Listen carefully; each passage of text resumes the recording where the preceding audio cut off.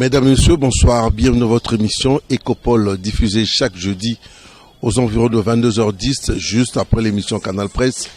Et la rediffusion, c'est le vendredi aux environs de 8h, 8h45, 9h, toujours sur la même chaîne Canal Télévision, la télé-vérité. Je dis merci à tous les internautes qui nous écrivent depuis les États-Unis, la France, la Belgique, le Congo profond, à Walikale, où on m'appelle souvent à Lubumbashi, à l'Équateur, au Congo central. Nous vous disons merci pour la confiance.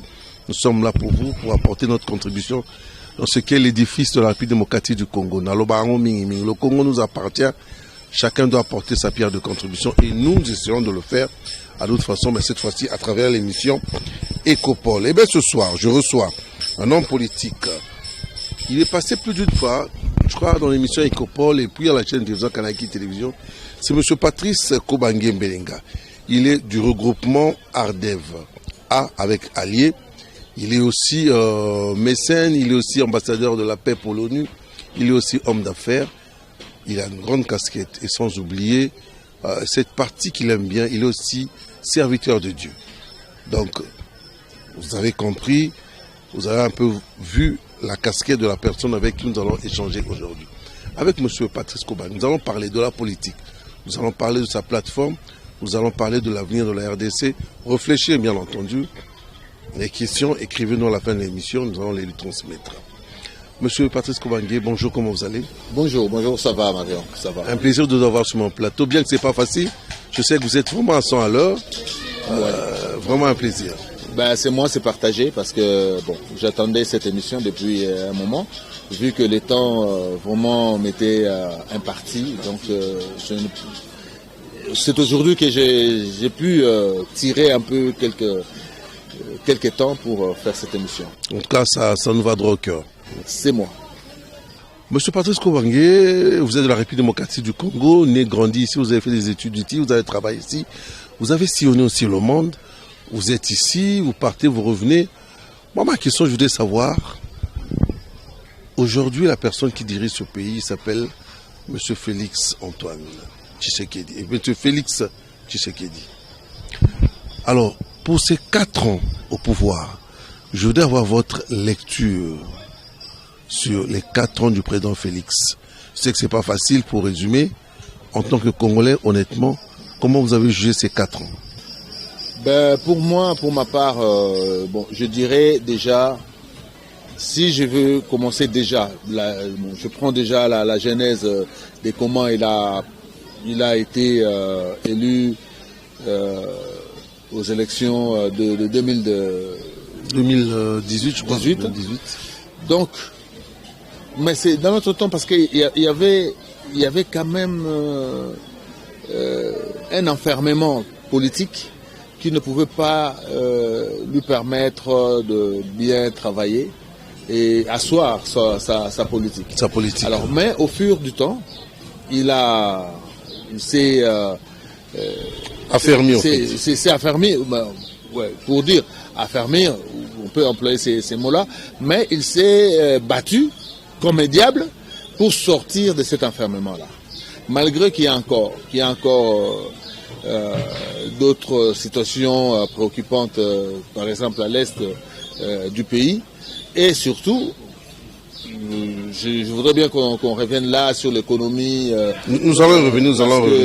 Voilà, tout ça, ce sont des aléas qu'il a trouvés et qu'il a hérité, au fait. Il a hérité d'un pouvoir. Vous avez omis l'aspect Covid qui nous a pris pratiquement 2 ans, parce que là, c'est le monde qui était pratiquement bloqué. Il s'est aussi battu dans cette atmosphère avec ce problème du Covid. C'était pas facile aussi. Tout à fait. Avec la Covid aussi, qui a empêché aussi le monde de travailler, d'être réactif par rapport aux attentes mondiales. Mais là, je pense que avec la bonne volonté qu'il a, si il s'entoure de bonnes personnes, je pense que le Congo prendra vraiment son envol. Quand vous dites bonne volonté, c'est parce que vous avez vu des signaux de sa part, sa façon de pénétrer, d'être avec les gens, sa façon de discuter, c'est ce qui vous a convaincu un peu? Oui, parce que là, au départ, je dirais pour un peu mettre mon côté professionnel, mon côté travail, donc qui fait que je voyage beaucoup, je côtoie beaucoup les officines internationales et je sais que c'était pas facile pour lui. C'était pas facile au début. Au début, c'était pas facile. Parce que les personnes ne le comprenaient encore. Non, personne ne le comprenait, mais lui-même savait ce qu'il voulait. Pour son pays. Pour son pays. Et aujourd'hui, il démontre que, franchement... À la face du monde. Voilà, à la face du monde, que c'est un homme engagé pour ce pays. Donc je pense qu'avec cette allure, nous aurons aussi de bons résultats à la fin. Avant de prendre votre plateforme Ardev, vous étiez ici pendant la francophonie, vous avez grandi dans ce pays, ça vous a rappelé quoi de tels événements? Parce que, il faut le dire, ça n'arrive pas tout le temps la francophonie. Vous avez vécu, comment vous avez ressenti ça en tant que Congolais? Bon, la francophonie comme telle, le fait d'être organisé ici. Oui, tout d'abord c'est bon, la francophonie me renvoie dans des faits malheureux qui c'est la première fois qu'on a voulu organiser la francophonie ici, c'était à l'époque de Mobutu. Vers 4 ans avant le départ de Mobutu et tout ça, tout était bien préparé, mais à la fin, donc c'était que il y avait aussi ces combats politiques avec les ambassades, voilà, avec la diplomatie, qui ne voulait pas donner la chance au maréchal. Alors vous me rappelez de revenir encore sur la scène politique. Et aujourd'hui, avec Félix. Non, mais je crois que vous êtes allé un peu trop vite en besogne. Il y a eu le départ du président Mobutu, mais il y a eu Mouzé, il y a eu Joseph. Apparemment, ça n'a toujours pas marché. Ça n'a pas toujours marché parce que les régimes qui se sont succédés dans l'entretemps, ce n'étaient pas les régimes que souhaitaient au fait. Par les Occidentaux. Donc, par les Occidentaux. Je peux dire souhaiter de la manière dont ces régimes-là est arrivé. Le reste, ça vient avec le temps, on accepte, on collabore. Et puis, voilà. Mais du moment où on ne pouvait pas s'attendre que Mobutu soit parti et que derrière lui qui est un genre de régime qui ne ressemblait à rien du tout. À rien du tout. Hein? Et c'est ce qui faisait que nous avons eu du mal, nous, par exemple, de traiter les dossiers congolais. Parce que partout où on allait... C'est important ce que vous êtes en train de dire. Je suis libre de parler aujourd'hui. Parce que après tant d'années que je travaillais comme consultant international auprès de plusieurs succursales, gouvernements, voire même les États-Unis, la France, un peu partout dans le monde. Donc nous avons eu du mal à faire accepter le Congo comme tel, comme république. Parce qu'il n'y avait rien. C'est-à-dire rien, on invitait des gens et qui venaient et qui se dispersaient au fait dans la nature.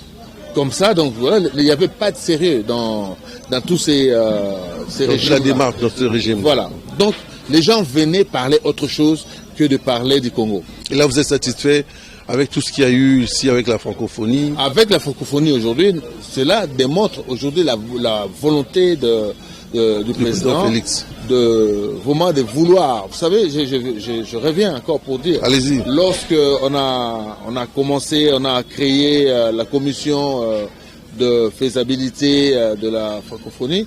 Il paraîtrait, je ne sais pas, mais il paraîtrait que la personne qui était censée prendre ça en charge. Et parti, il s'est volatilisé avec l'argent. Il semblerait. Hein. Il y a eu des rumeurs sur ça. Il y a des rumeurs, mais je ne sais pas si c'est vrai ou pas. Mais quand même, lui-même, à la fin de compte, lui-même est descendu sur le terrain pour que cela marche. Donc, comme il est descendu, et il a fait respecter la vision, les gens qui travaillaient, ils ont respecté, ils ont eu peur. Ils ont respecté sa volonté et voilà le résultat. Donc le Congo ne pourra que marcher selon la volonté. Il faut qu'il y ait une volonté de moderniser, de développer le Congo. Sans la volonté... D'apporter la paix aussi. la paix, ça viendra avec le temps, parce que nous avons été infiltrés d'une manière que... C'est compliqué, voilà, plusieurs années. C'était vraiment compliqué, quoi. Si on rentre sur ces dossiers-là aussi, je vais dire, parce que bon, en tant que spécialiste dans la sécurité et défense, je pense que le Congo était déjà vendu, en fait. Le Congo était déjà vendu. Il y a eu des accords, qui se sont, des compromissions, en fait, qui se sont faites pour sacrifier ce pays, qui se sont faits comme ça, pour laisser abandonner le pays aux mains des étrangers, aux mains de multinationales. Oui, donc c'est-à-dire que le Congo aujourd'hui commence un peu à revenir, à reprendre son souffle. À récupérer. Donc voilà, nous avons été agonisants, mais là on se réveille. Il faut que tout Congolais comprenne. Prenne conscience qu'on vient de loin. Le président Félix vient de loin. Et donc on n'est pas encore sorti parfaitement, mais on a quand même un sens que demain sera meilleur. Ce courage-là. Voilà. Et la volonté des Congolais fera encore plus pour que tous ensemble, nous puissions accompagner les présidents et surtout défendre nos droits, parce que c'est nos droits fondamentaux. Et il faut que nous puissions... C'est notre République. Hein. C'est notre République, c'est notre patrie. Notre mère patrie a été violentée, donc nous devons aussi participer afin qu'on respecte notre mère patrie. Donc ça viendra avec le temps. Je pense que personne ne pourra accepter de laisser encore ce qui s'est passé depuis 18 ans. Comme ça, on a tué, on a massacré, il y a eu des morts, on a massacré des Congolais par vraiment... Avec beaucoup d'atrocités. Je ne peux pas me permettre de dire qu'il y avait des gens censés dans ce pays. En fait, il y avait des hommes responsables dans ce pays. Or, quand on trahit une nation, on trahit tout un peuple. Alors, le peuple congolais a été trahi, le peuple congolais a été martyrisé. Le peuple congolais a été chosifié. Donc, il faut que les Congolais comprennent son rôle régalien d'un citoyen d'une république. Il faut que le Congolais redevienne l'homme qu'il était dans le passé. D'ailleurs, moi, je souhaiterais que le ministre de l'enseignement, s'il me suivra, pour qu'il puisse mettre encore dans le programme cours de civisme. Pour faire respecter un peu les choses de l'État. Parce que les choses de l'État, c'est comme si on vous... votre maison, vous venez vous-même vous casser la maison. Or, c'est votre droit. Vous n'avez pas autre part à aller. Et vous détruisez tout ce que vous voyez. Et là, c'est dangereux. On a permis aux Congolais de vivre comme ça pendant un certain temps.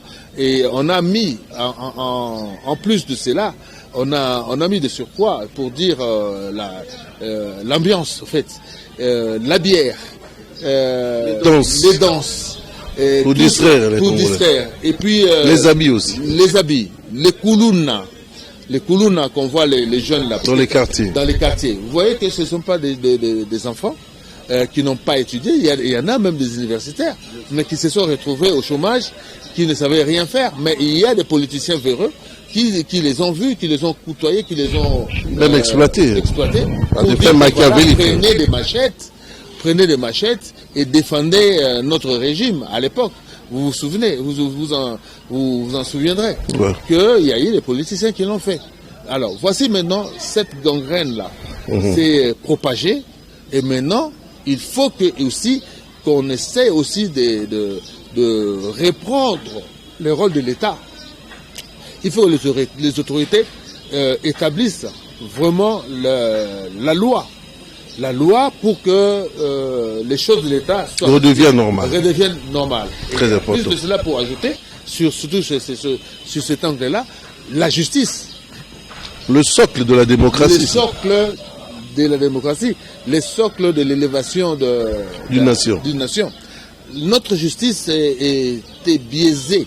Et jusqu'aujourd'hui, je crains encore qu'il y ait encore des magistrats, des juges véreux. D'ailleurs, le chef de l'État a continué à se plaindre de cette justice. Il l'a dit. Et moi-même, pour dire que je suis victime d'un magistrat. Je prendrai un exemple simple pour dire, bon, est-ce qu'il y a, si vraiment réellement nous sommes dans un pays des droits, je donnerai cet exemple, un jugement qui a été déjà prononcé et que la personne devrait normalement faire un appel, ne l'a pas fait. Alors, au bout de 6 mois, l'appel n'a pas été fait, donc il y a eu un certificat de non-appel. C'est irrévocable. Mais la personne, après, parce qu'on arrive, parce que c'est un cas toujours de parcellaire, hein, de conflit parcellaire. Conflit parcellaire. Voilà. Donc la personne devait être déguerpie et il est parti voir l'IG de police judiciaire et pénitentiaire. Et ils se sont arrangés, je dis bien, ils se sont arrangés pour cacher le dossier pendant 5 ans. Très dangereux, ça. Voilà. Ces types-là, ces messieurs-là, je dis que c'est des gens qu'il faut enfermer à la place de... Non, ce n'est pas possible. On ne peut pas aller jusqu'à ces points-là. Du moment où il y a un appel, il y a un certificat de non-appel, c'est irrévocable. C'est comme si le président avait donné une ordonnance, et que vous, derrière cette ordonnance, vous falsifiez l'ordonnance pour dire que non, ce n'était pas vrai. Voilà, parce que le tribunal, quand le tribunal prononce son verdict, il le prononce au nom du président de la République. Et voici de telles personnes, et ce genre de situations est encore d'actualité aujourd'hui dans nos tribunaux. Donc il faut que la justice reprenne vraiment son cours et sa place normale pour faire respecter le droit. Je voudrais dans une petite question qui me taraude l'esprit. Vous avez quand même sillonné le monde. De l'extérieur, quel est le regard que les gens, les politiques ou la communauté internationale a actuellement par rapport à la République démocratique du Congo? Actuellement, on constate des avancées vraiment significatives. On sait que le Congo va refaire sa peau, sa belle peau d'une belle dame, et puis surtout que nous devons, parce que je parle de ça dans l'ensemble, hein, nous devons faire de sorte qu'on nous respecte, parce que le Congolais a fait a perdu sa fierté. Sa fierté. Ça a perdu son intégrité, sa dignité. Donc partout où les Congolais passaient, parce qu'aujourd'hui nous allons reprendre notre place, notre hégémonie, mais je pense bien, et ça sera aussi la place primordiale que le Congo va occuper dans les années à venir. Parce que là, il y a des choses qui se font, qui se traitent. Et des fois, dans des réunions, nous parlons de cela. Et je discute, toujours, je suis congolais, quand il m'arrive de parler de mon pays, de prendre la parole, je défends mon pays. Les valeurs de la République. Les valeurs de la République. Et surtout, nous avons fait échapper beaucoup de choses sur le plan diplomatique. Voici que nous parlons aujourd'hui du Rwanda. Pendant que le Rwanda occupe aujourd'hui encore une partie de notre territoire, mais sur le plan aussi diplomatique, institutionnel, je dis des institutions diplomatiques, le Rwanda occupe 80% des employés. Hein, les structures des Nations Unies. Les structures des Nations Unies et tout ça, ce sont des Rwandais. Moi j'ai été à Seattle. À Seattle. J'étais à Seattle, aux États-Unis. J'étais à Chicago parce qu'on avait des conférences sur l'Est, sur les conflits. Vous cherchez toujours la paix. Oui, voilà. Donc c'est-à-dire que je me suis retrouvé et pour dire, bon, là je suis encore loin, mais je me suis retrouvé avec des Rwandais qui défendaient les Congos en tant que Banyamulenge et tout et tout. Une fois, je suis allé, les gens qui connaissent les États-Unis, donc la maison de la paix, là où il y a l'ONU, le siège de l'ONU. Donc, l'ambassadeur qui m'avait reçu, c'est un Américain, c'est un secrétaire d'État américain. Il me dit, vous savez, vous êtes venu, bon, je vais vous montrer quand même quelques vos frères congolais qui travaillent déjà ici. Dans les structures. Chaque année, je dis bien chaque année, ou périodiquement, les Nations Unies font venir des jeunes, des enfants, de 10 à 14 ans, qui vont faire des stages. Ok. Oui. Qui vont faire des stages là-bas à l'ONU. Mais l'ironie du sort, ce ne sont pas des Congolais. Oh. Ça, mais ils partent avec l'étiquette des Congolais. Vous pouvez vérifier. Hein. Je dis bien à Lutundu, là, le ministre des Affaires étrangères, de vérifier ce que je dis. Et je pense que ce n'est pas des Congolais. Voilà, ce ne sont pas des Congolais, mais ce sont deux Rwandais. Moi, j'ai croisé des Rwandais. Je n'ai pas croisé des Congolais. Puisqu'on me dit que quand on convoque des conférences comme ça, les Congolais sont toujours absents. Alors, nous acceptons les Congolais, celui qui vient en tant que Congolais, avec un passeport congolais, et tout ça, nous admettons. Lorsque mais en réalité, ce n'est pas des Congolais. Ce ne sont pas des Congolais. Et comment ils font pour prendre déjà le droit d'aller au nom du Congo, Je ne vois pas. C'est un complot, ça. C'est un complot, c'est une manigance qui est à l'échelle institutionnelle du Congo. Vous voyez. Donc là, je l'ai dit pour que demain, nous puissions être partout dans les institutions internationales. Nous avons fait échapper toutes ces choses-là. Alors, pourquoi? Parce qu'il y a eu cette négligence-là. Au lieu d'envoyer des Congolais dans des circonstances,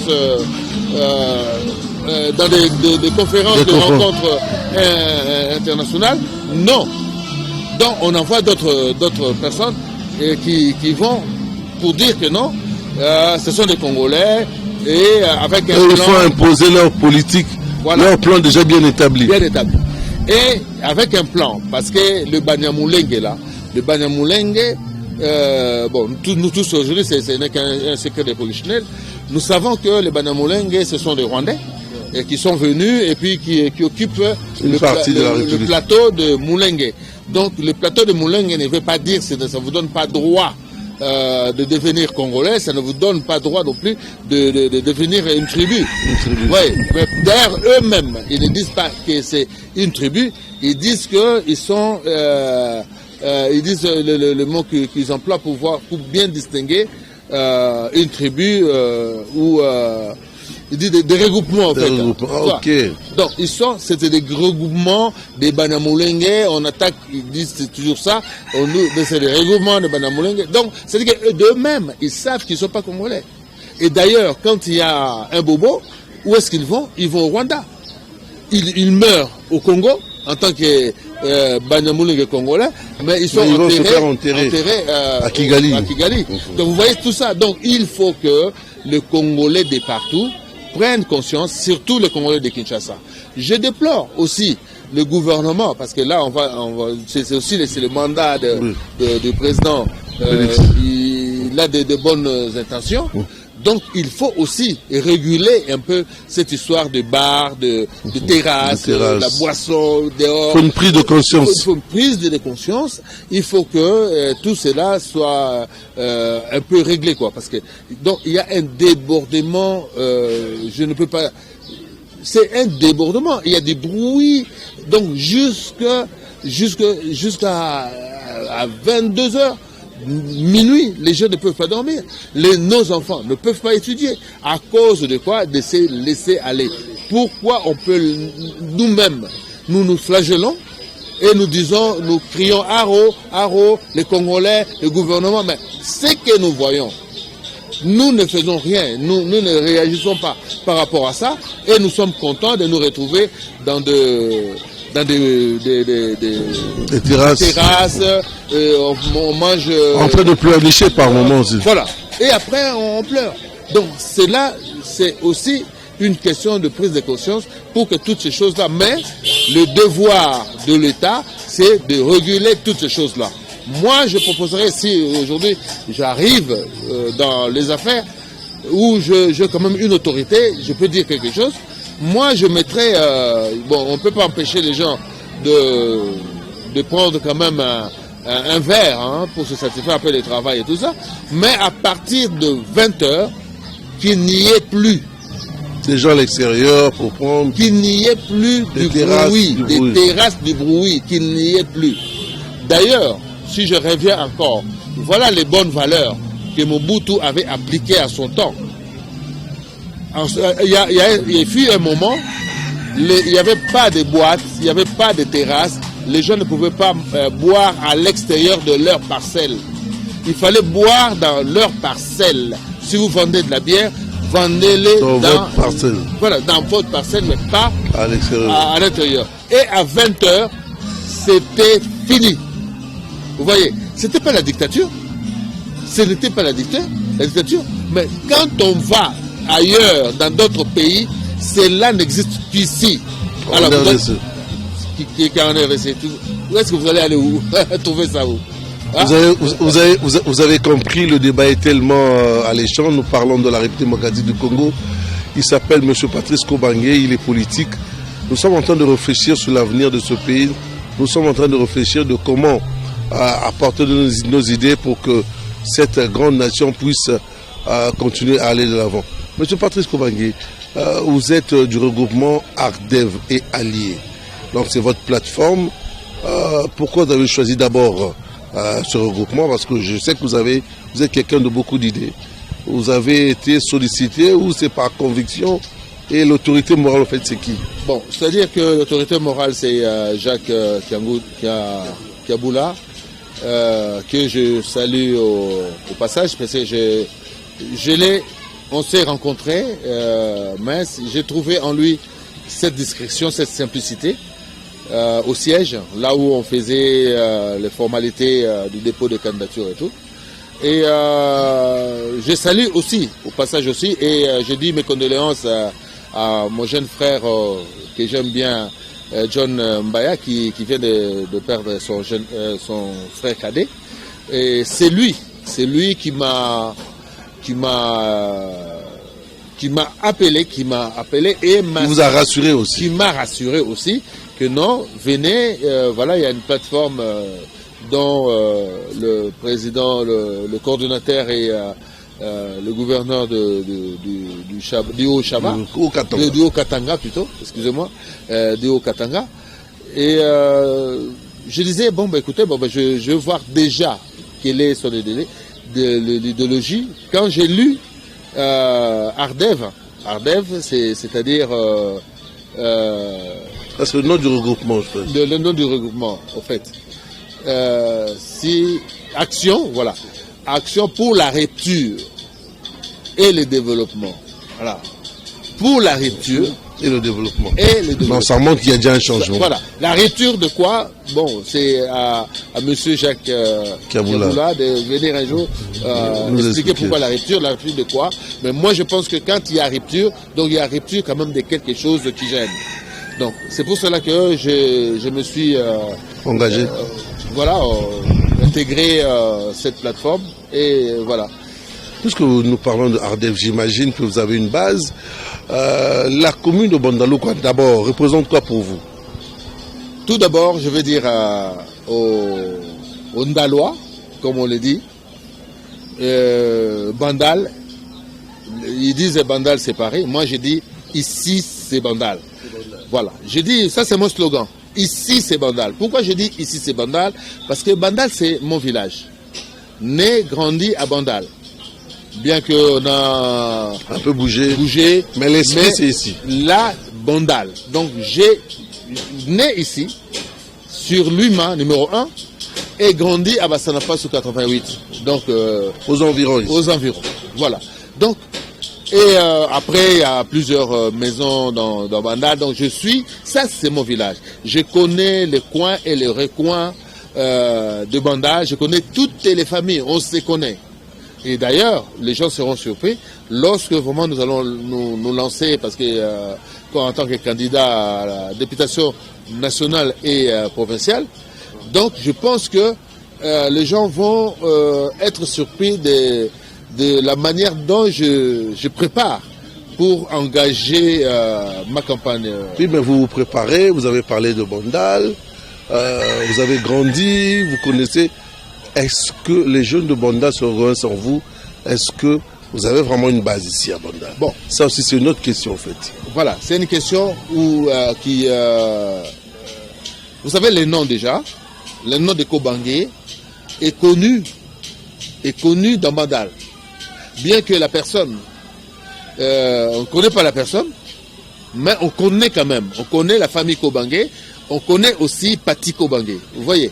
Donc, aujourd'hui, je reviens et surtout, je parle de ça parce que Bandal, ce qui est devenu Bandal aujourd'hui, nécessite vraiment un enfant né natif de Bandal pour faire un peu régner de l'ordre de Bandal. Déjà, nettoyer un peu, faut le dire. Il faut nettoyer, je dis même assainir l'environnement de Bandal. Il faut que Bandal redevienne. Vous savez que Bandal, c'est des communes pilotes. Hein? C'est des communes pilotes que le Belge avait... dont le colonisateur avait laissé. Voilà. Construit pour faire de sorte que... Voilà, il y avait des quartiers désévolués, de gens qui montaient... la classe moyenne. La classe moyenne et tout. Et Bandal, c'était fait comme ça. Et c'était aussi la commune cadastrée à l'époque. Donc, il y a Bandal, il y a Lagombe, et puis il y a Limete. Oui, il y avait quelques pâtés de maisons comme ça à Limete. En dehors de Limete, et on pourra Lemba, et c'est venu après. Hein. Après, ça c'est après. Mais en fait, la priorité, tout d'abord, c'était Bandal. Bandal, c'était des gens, d'ailleurs, ce n'est pas pour me vanter là-dessus, presque tous les enfants de l'époque de Bandal étudiaient au collège Albert Ier, donc Boboto, hein, et à l'Athénée de Kalina. Vous voyez. Après c'était Athénée de la Victoire et tout ça. Mais c'est bien après, quoi. Bien après. Mais on a vu des élites. Hein. Des élites sont sorties des Bandal. Et Bandal, à cause de tout ce que nous voyons aujourd'hui, Bandal a perdu aussi sa valeur des Bandal à cause des antivaleurs. Même s'il est toujours mythique. Mais, voilà, mythique, et les gens prisent encore Bandal. Ils veulent vivre à Bandal, mais ils viennent avec une autre mentalité. Alors, c'est là, ça gêne, ça commence à gêner. Il faut que nous prenions conscience que non, il y avait des communes que les gens habitaient pareil comme à la Gombe, mais qui étaient à la cité. C'était à la cité, mais les gens qui y habitaient vivaient de la même manière que les gens qui étaient en ville. Très bien. Voilà. Aujourd'hui, vous êtes Quinois, né à Kinshasa. Votre ville, excusez-moi de vous le dire, mais la ville elle est sale. La ville, il y a eu un projet Kinbopeto. Il y a beaucoup de problèmes. Est-ce qu'en tant que Quinois, ça ne vous interpelle pas? Les gestionnaires actuels, M. Gentini, au niveau de l'Assemblée provinciale Godempoï, beaucoup de conflits. Le regard du Quinois que vous êtes par rapport à tout ce problème? Bon, en tant que Quinois, et puis évoluer à l'extérieur du pays, où nous avons eu beaucoup d'opportunités, beaucoup d'occasions. Hein? Beaucoup d'occasions pour que notre ville, qu'on disait Kinlabel, reprenne encore sa beauté. Mais nous avons été butés à des gens inconscients ou qui manquent de volonté. Tout est question de volonté. Et de discipline. Et de discipline. Je dis, hein, les gens viennent de partout, avec des propositions. Hein, avec des propositions. Là même, j'ai des propositions avec des camions. Ah bon? J'ai dit bien, avec des camions et des services vraiment de recyclage, services de traitement d'ordures et tout ça. Donc, une fois, ça je l'ai dit encore, parce que c'est comme ça. C'est comme ça, il y avait des gens qui étaient mal intentionnés, qui n'avaient pas la carrure d'être à la place qu'ils étaient. Voilà. Donc ils se sont retrouvés là par hasard parce qu'ils n'ont aucune carrure, ils n'ont rien. Ils ont fait ce qu'ils ont fait. Ils ont pataugé dans tous les sens. Et voilà ce qui est devenu la ville de Kinshasa. Quant à Gentilly, c'est un jeune frère que je connais bien. Il a aussi la volonté de faire ce qu'il peut faire. Mais accepter certaines choses est question aussi de bon sens, voilà, de prise de conscience en fait. Quand on ne veut pas que la ville soit comme ça, il faut qu'on se réveille un bon matin pour dire non, moi je ne veux pas de la saleté devant chez moi. On parle de Kin Bopeto. Mais avec quel matériel? À quels engins? Kin Bopeto, on le fait aussi à Bandal, on voit comment ça marche. Hein. Puis la commune de la Gombe un tout petit peu. Voilà. Mais dans d'autres communes, il n'y a pas. Nous ne pouvons pas comparer Gombe et Bandal et tout ça. Gombe, c'est vraiment comment les institutions. Les institutions où il y a un suivi au quotidien. Voilà, suivi au quotidien. Dans la cité Bandal ou je dirais Matongé, il faut voir Matongé comment est venu. Il faut aller à Lemba pour constater les dégâts. Comment nous avons perdu ce sens-là de propriété même, voilà.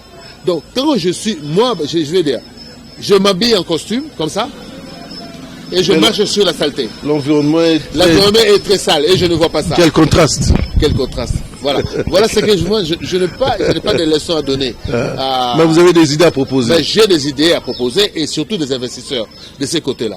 Une fois, j'ai amené même un projet avec le déplacement d'une usine de la France à Kinshasa. J'ai vu à l'époque, je ne vais pas citer son nom, j'ai vu à l'époque le ministre du développement rural à l'époque de Kabila. On a tout fait, on a tout. Vous avez travaillé dessus. On a travaillé là-dessus.